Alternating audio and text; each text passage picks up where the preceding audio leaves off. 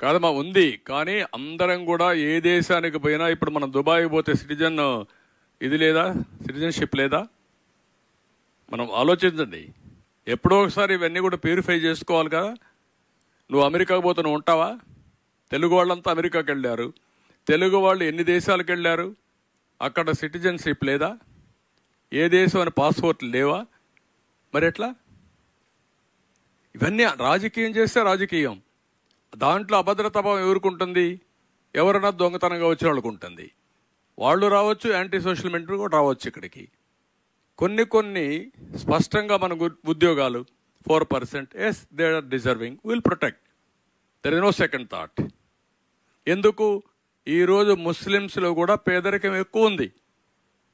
ఆర్థికంగా, సామాజికంగా, రాజకీయంగా వెనకబడి ఉన్నారు.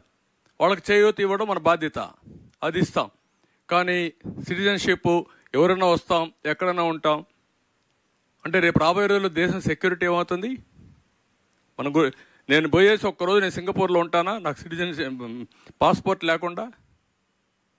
మీరు చెప్పండి నాకు. మీరుంటారా ఎక్కడన్నా ప్రపంచంలో? పోనీ ముస్లిం కంట్రీస్లో మనం ఉంటామా? హిందూ కంట్రీస్ అని కాదు, క్రిస్టియన్ కంట్రీస్ అని కాదు, ముస్లిం కంట్రీస్ అని కాదు, ఎక్కడైనా సరే సిటిజన్షిప్ అనేది ట్రాన్స్పరెంట్గా ఉంటుంది. ఎవరన్నా మైగ్రేట్స్ వెళ్తాం, ఇమిగ్రేట్స్ ఉంటాం, కొన్ని రోజులు పాస్పోర్ట్ ఉంటుంది. అవసరమైతే అక్కడ సిటిజన్షిప్కి ఆ దేశంలో రూల్స్ ప్రకారం అప్లై చేసుకుంటాం, విల్ గెట్ ఇట్. అంతే కదా. అమెరికాలో కూడా గ్రీన్ కార్డు ఇస్తున్నారు, వాళ్ళు అబ్జర్వ్ చేసుకుంటున్నారు, అక్కడే సెటిల్ అవుతున్నారు. ఇవన్నీ ప్రాసెస్లో ఉంటాయి. దాన్ని కావాలని కొంతమంది రాజకీయం చేయడం కూడా కరెక్ట్ కాదు. ఎవరైనా దేశం కోసం ఆలోచించే ఏ వ్యక్తి అయినా సరే కొన్ని ఆమోదించాలి, రాజకీయాలకు అతీతంగా ముందుకు పోవాలి. మనకు కూడా కొంత క్రమశిక్షణ ఉండాలి.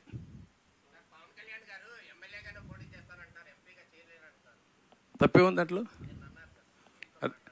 మేము కూర్చో మాట్లాడుకుంటాం. మేము మా పార్ట్నర్స్లో, అలయన్స్ పార్ట్నర్స్లో ఎక్కడైనా చిన్న ప్రాబ్లమ్స్ వచ్చినా కూడా సార్ట్అవుట్ చేసుకుంటాం. రెండోది, నేను మా నాయకుల్ని, మా కార్యకర్తల్ని, 3 పార్టీల నాయకుల్ని, కార్యకర్తలను ఒకటే అపీల్ చేస్తున్నాం.